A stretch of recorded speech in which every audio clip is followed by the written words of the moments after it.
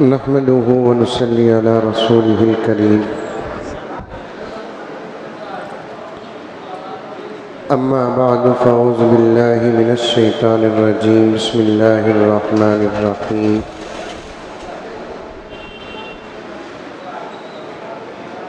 ومنهم من يقول ربنا آتنا في الدنيا حسنة وفي الآخرة حسنة وقنا عذاب النار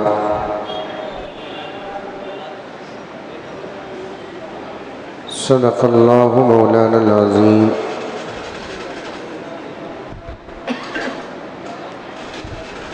اللهم صل على سيدنا نبينا مولانا محمد وعلى آل سيدنا نبينا مولانا محمد وبارك وسلم۔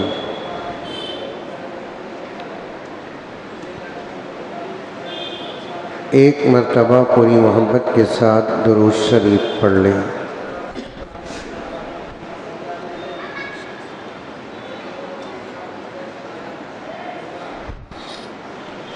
معزز سامعین،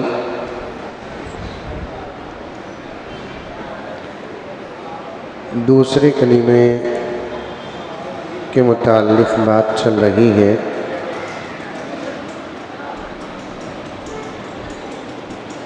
یہ اللہ ہی کا کرم ہے اور اس کا احسان ہے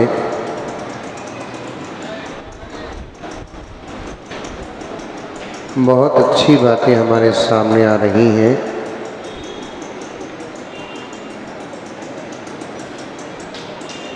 جس سے ہمارا ایمان بھی مضبوط ہو رہا ہے، عقیدے بھی مضبوط ہو رہے ہیں۔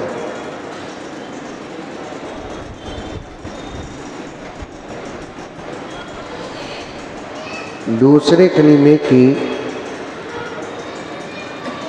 اہم باتوں میں سے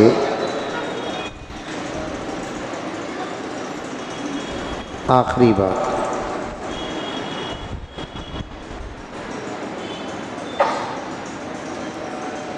اتنی تفصیل اس لیے آ رہی ہے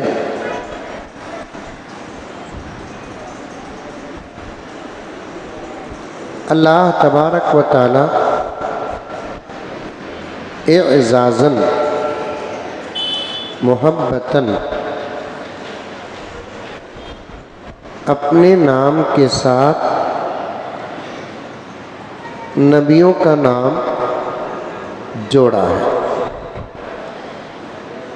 بہت پوائنٹ کی بات ہے، سنیے۔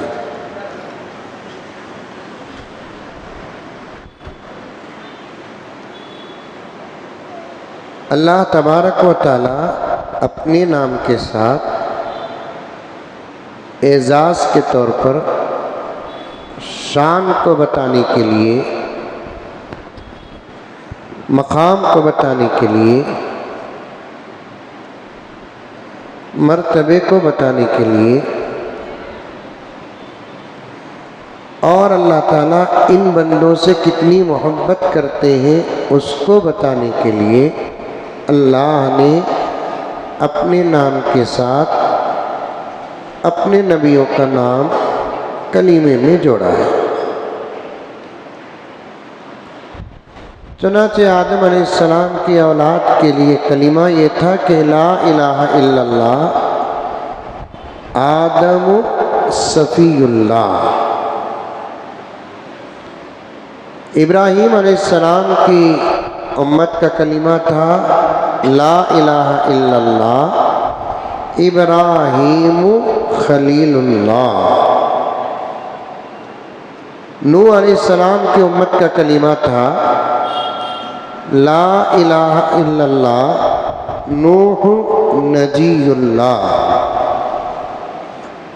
اسماعیل علیہ السلام کا کلمہ امت کا کلمہ تھا لا الہ الا اللہ اسماعیل ذبیح اللہ۔ موسیٰ علیہ السلام کا امت کا کلمہ تھا لا الہ الا اللہ موسیٰ کلیم اللہ۔ عیسیٰ علیہ السلام کی امت کا کلمہ تھا لا الہ الا اللہ عیسیٰ روح اللہ، اور ہمارے نبی کی امت کا کلمہ تھا ہے لا الہ الا اللہ محمد الرسول اللہ۔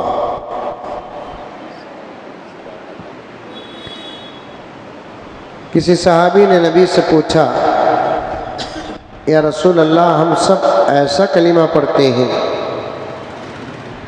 آپ کیا پڑھتے ہیں؟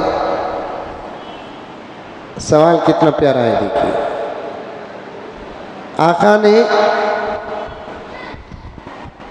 آقا کیا پڑھتے تھے وہ پڑھ کر سنایا، لا الہ الا اللہ انی رسول اللہ۔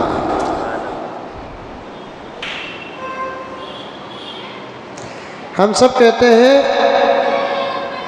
محمد اللہ کے رسول ہیں، آقا کہتے ہیں میں اللہ کا رسول ہوں۔ مطلب یہ ہوا کہ میں سے محمد مراد، محمد سے میں مراد، آقا صلی اللہ علیہ وسلم۔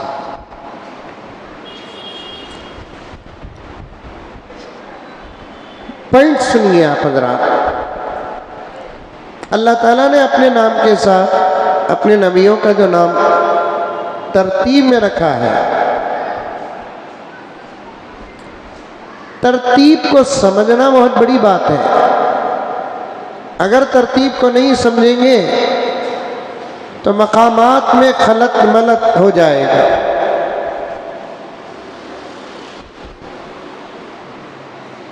اللہ تعالیٰ نے نبیوں کے نام کو ترتیب کے ساتھ پیش کیا۔ اب اللہ تعالیٰ اپنے نام کے ساتھ اپنے نبیوں کا نام جو رکھا ہے وہ اعزازاً رکھا ہے، محبتاً رکھا ہے، مقام کو بتانے کے لیے رکھا ہے۔ اسی لیے دوسرے کلمے میں اس کی وضاحت آ رہی ہے کہ اللہ کے نام کے ساتھ اگر کسی کا نام آ جائے تو کوئی یہ نہ سمجھے کہ یہ بھی اللہ کی طرح ہے۔ اس لیے دوسرے کلمے میں دوسرے حصے کا پہلا لفظ بتا دیا، وَأَشْهَدُ أَنَّ مُحَمَّدًا عَبْدُهُ وَرَسُولُهُ۔ تو یہاں میرے نبی کا جو نام آ رہا ہے، یہ نبی کون ہے؟ اللہ کے بندے ہیں۔ یہ نبی کون ہے؟ اللہ کے رسول ہیں۔ دوسرے کلمے کا جو دوسرا حصہ ہے اس کی دو باتیں، ایک بات اللہ کے نبی محمد صلی اللہ علیہ وسلم اللہ کے بندے ہیں، بندے۔ دوسرا اللہ کے رسول ہیں۔ سمجھ سکتے ہیں تو اس بات کو سمجھو، اس کلمے کے بعد 1450 سال کا عرصہ گزر گیا، پھر کوئی کلمہ نہیں آیا۔ اس لیے نہیں آیا کہ کوئی نبی نہیں آیا۔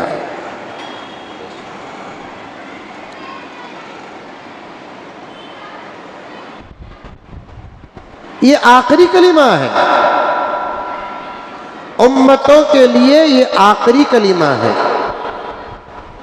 اس کلمے کے بعد ایمان کے کلمات میں کوئی نیا کلمہ نہیں آیا۔ کیوں کلمہ نہیں آیا؟ اس لیے کہ میرے نبی کے بعد کوئی نبی نہیں آیا، میرے نبی کے بعد کوئی رسول نہیں آیا۔ یاد رکھو میرے پیارو، اللہ تبارک و تعالی نے ایمان کی تکمیل کے لیے یہ شرط لگا دی ہے۔ آج فتنے سر چڑھ کر بول رہے ہیں، دشمنان اسلام اپنی محنتوں کو اور تیز کر دیا ہے۔ آپ جانتے ہیں کہ نہیں جانتے، اللہ بہتر جانتا ہے۔ کچھ لوگ جانتے ہیں دشمنوں کی سازشوں کو۔ دنیا کی تمام قومیں، دنیا کے تمام دشمنیں ایک ہو چکے ہیں، کسی نہ کسی طریقے سے اس قوم کا ایمان غارت ہو جائے۔ پہلے انہوں نے کیا کوشش کی؟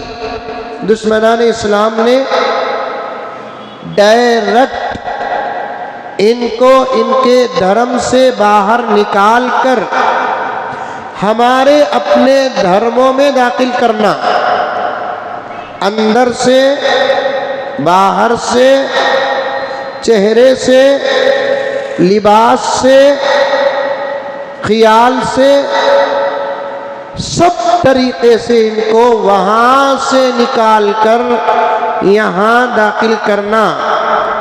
اس کے لیے چاہے ہماری دولت کتنی بھی قربان ہو جائے، ہمیں کوئی پرواہ نہیں۔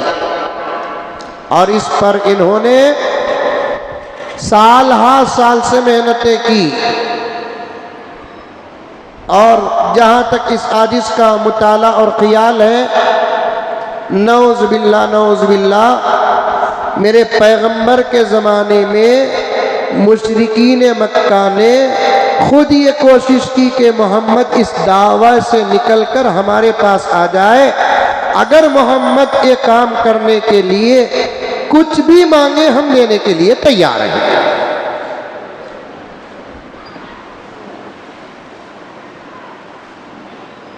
اس کی بنیاد وہاں سے ہوئی ہے، اور انہی کی ناپاک اولادیں برابر چلتے چلتے اب تک جاری ہیں اور کوشش کر رہے ہیں۔ ایک طرف فتنوں کی نسل برابر چل رہی ہے، ایک طرف آل رسول کی نسل بھی چل رہی ہے، جو فتنوں کا وہ جواب دے رہی ہے جو جواب 1450 سال پہلے محمد رسول اللہ نے مشرکین کو دیا ہے۔ وہ آل رسول کون ہے؟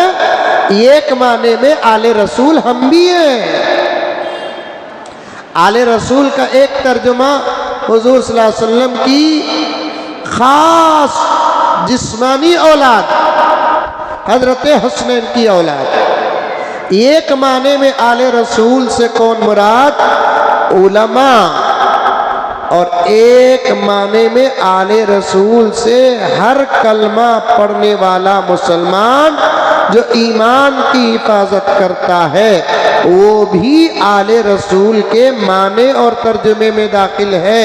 چنانچہ آقا فرماتے ہیں المؤمن التقی آلی، متقی مومن میری آل میں ہے۔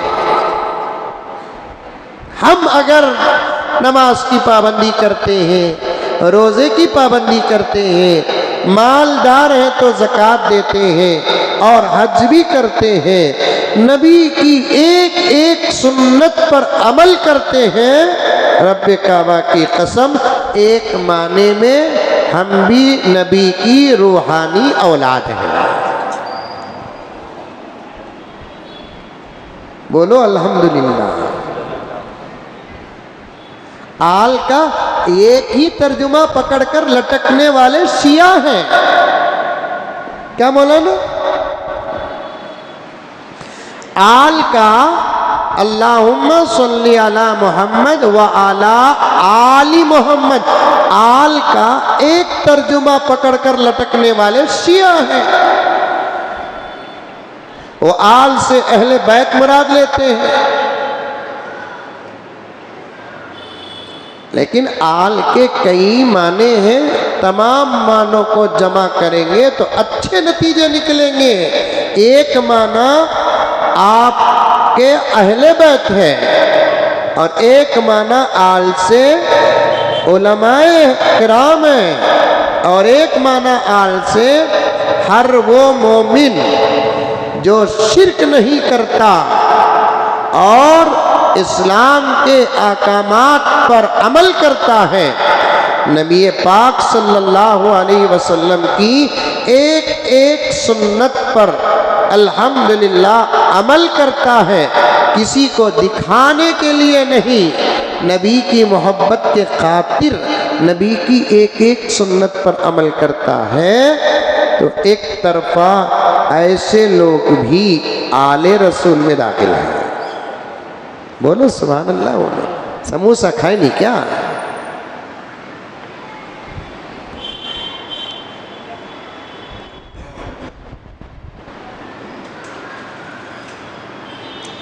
شیعہ لوگ بڑے متشدد ہیں.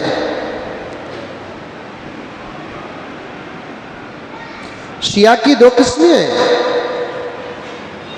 ایک قسم وہ ہے جو نبی کی بیٹی اور نبی کے داماد اور نبی کے نواسے حسنین ان کو بڑی فضیلت دیتے ہیں اور ان سے بڑی محبت کرتے ہیں،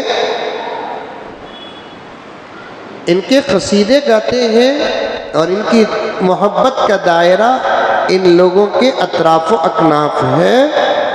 اور مزید یہ دوسرے صحابہ پر اور حضور صلی اللہ علیہ وسلم کی بیویوں پر اور دوسرے صحابہ کے شان میں گستاخی نہیں کرتے. ایسا عقیدہ رکھنے والے شیعہ جو ہیں وہ ایمان کے اندر داخل ہیں. میں پڑھا بھی اور حضرت مولانا مفتی سعید صاحب پالنپوری رحمۃ اللہ علیہ کے ایک کتاب میں سنا بھی.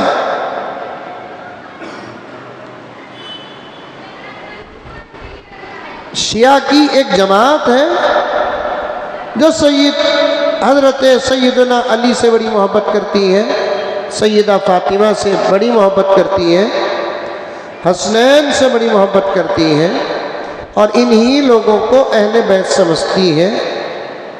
ان کے علاوہ حضور کے پورے صحابہ میں ان سے بڑھ کر کسی کا مقام مانتی نہیں. یہ لوگ ایمان میں اسلام میں داخل ہیں.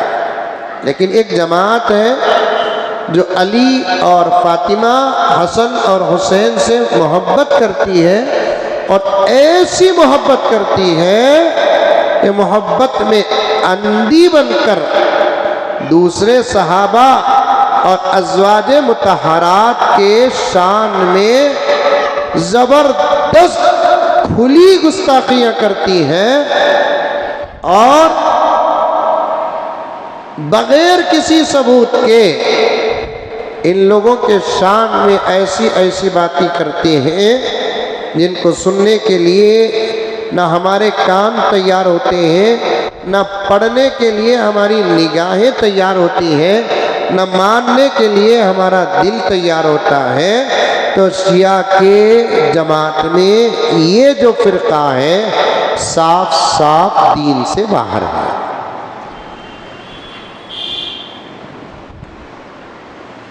صاف صاف کیا ہے؟ ارے بولو، دین سے باہر. اب یہاں ایک بات آتی ہے کہ مولانا حالات بہت خراب ہیں،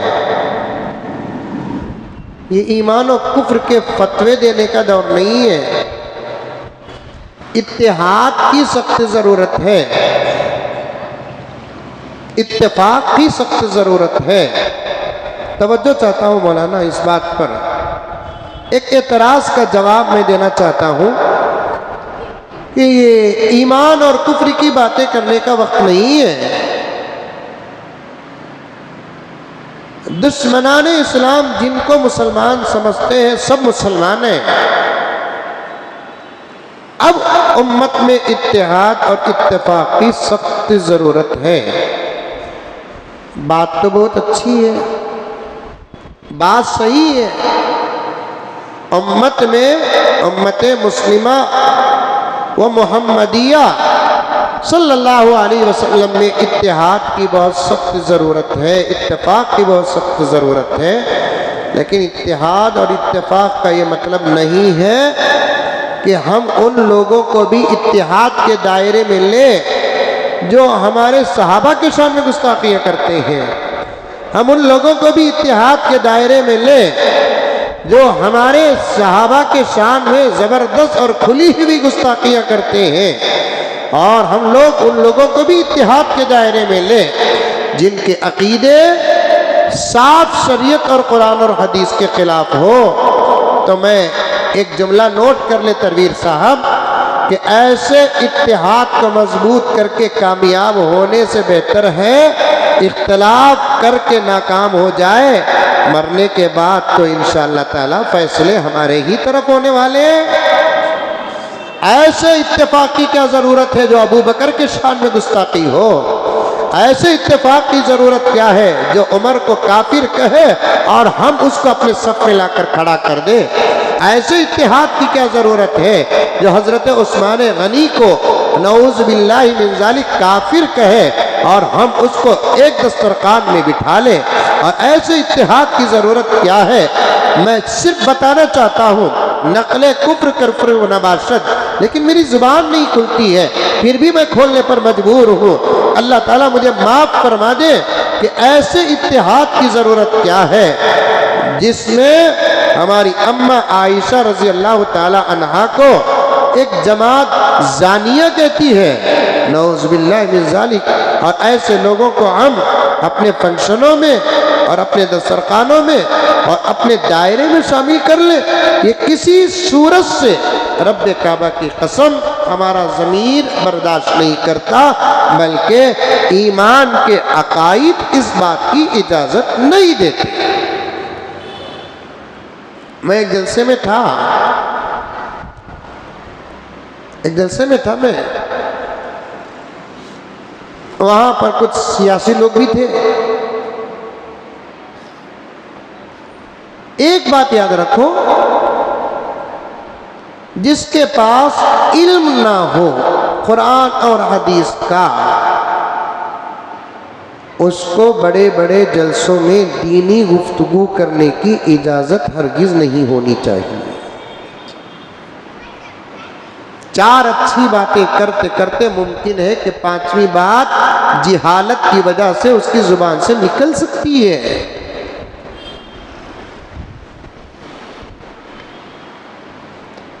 کئی جمعہ پہلے میں نے جمعے کے موقع پر ایک بات عرض کیا تھا جو ابھی تک ادھوری، رمضان کے بعد کہنے کا میں نوٹ بھی کر لیتا ہوں میں، اور الحمدللہ تقریر میں مجھے بات یاد بھی رہتی ہے، لیکن چلتے چلتے میں بہت دور تک چلا جاتا ہوں، واپس آنے کا وقت نہیں رہتا، میں الحمدللہ بھولتا نہیں، اللہ کا کرم ہے۔ میں نے ایک مرتبہ جمعے کے موقع پر کہا کہ دعوت و تبلیغ کو نئے رنگ کے ساتھ شروع کرنے والے حضرت الیاس صاحب رحمۃ اللہ علیہ ہیں، جن کو مجدد دعوت و تبلیغ کہتے ہیں، بانی دعوت و تبلیغ نہیں ہے۔ دعوت و تبلیغ کے آپ بانی نہیں ہیں، کام ٹھنڈا پڑ جاتا ہے تو پھر اس کام کے اندر پاور پیدا کرنے والے کو مجدد کہتے ہیں۔ اور ایسا مجدد کبھی سال میں پیدا ہوتا ہے، کبھی 100 سال میں ایک پیدا ہوتا ہے، کبھی 1000 سال میں ایک پیدا ہوتا ہے۔ پیغمبر کے وصال کے بعد دین پر زبردست حملے ہو رہے تھے، اندر زکوٰۃ کا مسئلہ، ختم نبوت کا مسئلہ۔ توجہ کے ساتھ سنیں، ریکارڈ ہو رہی ہے بات تو مجھے بہت خوشی ہو رہی ہے، جہاں تک بات جائے تو یہ آج کا یہ سبق آج کا بڑی توجہ کے ساتھ سنیں۔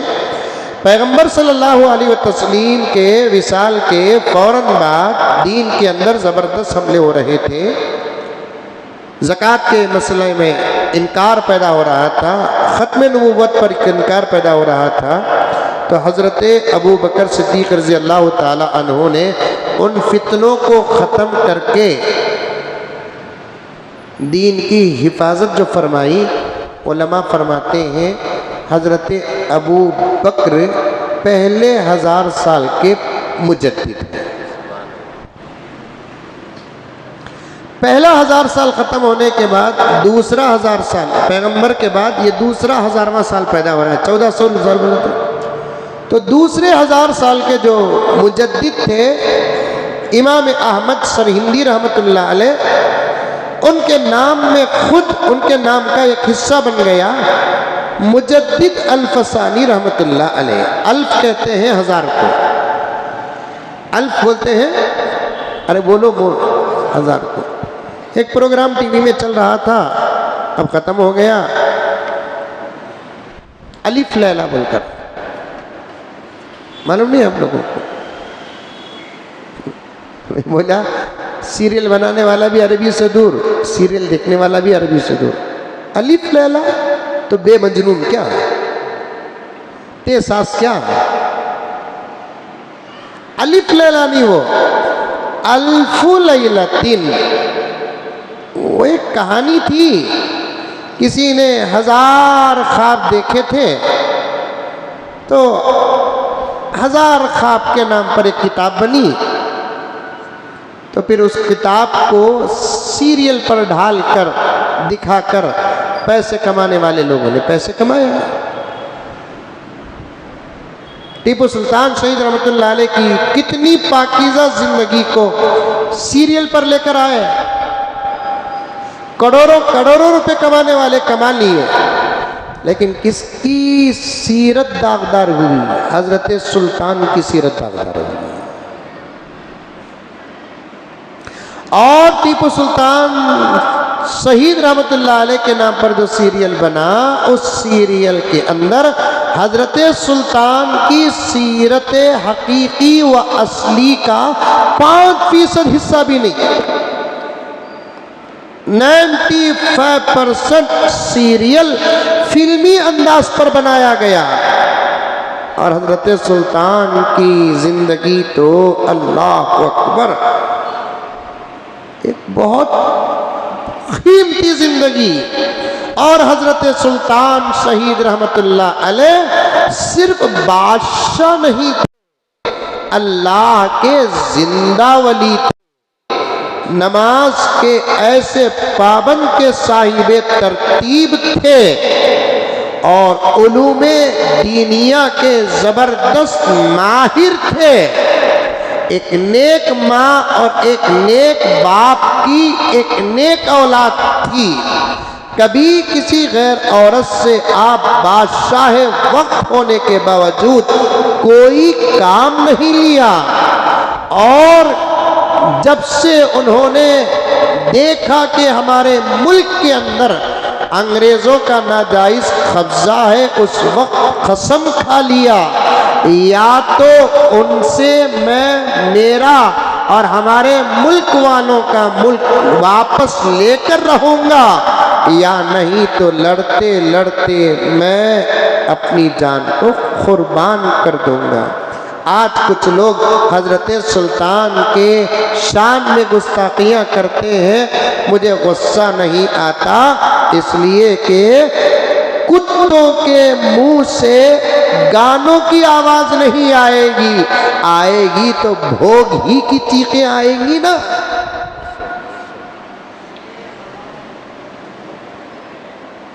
بات دیکھیں کتنی گہری جا رہی ہے۔ میں ناموں کی ترتیب پر بات کرتے کرتے عرض کر رہا ہوں، بات بڑی گہری جا رہی ہے۔ مجدد الفسانی، وہاں سے سلطان شہید رحمت اللہ علیہ، ایک وقت کے بادشاہ تھے حضرت سلطان شہید، ولی بھی تھے، اللہ کے نیک بندے تھے۔ انگریز ملک میں آ کر ملک کو قبضہ کر کے جگہ بجگہ حکومت قائم تو کیا، لیکن سکون سے نہیں تھا جب تک ٹیپو زندہ تھا۔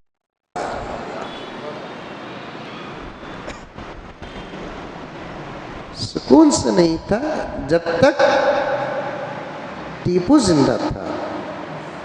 حضرت ٹیپو سلطان شہید رحمت اللہ علیہ کے شہادت کے بعد آپ کی لاش مبارک کے پاس کھڑے ہو کر جنرل بڑے اطمینان کے ساتھ جو کہا، آج سب زبان کی کتابوں میں، سب کے پاس رہنے والی کتابوں میں یہ جملہ موجود ہے کہ اے انگریزوں، آج سے ملک ہمارا ہو گیا۔ جو کاٹا تھا آخر کا، اور وہ بھی جو زبردست کاٹا تھا، آج وہ کاٹا ختم ہو گیا، آج سے ملک ہمارا ہے۔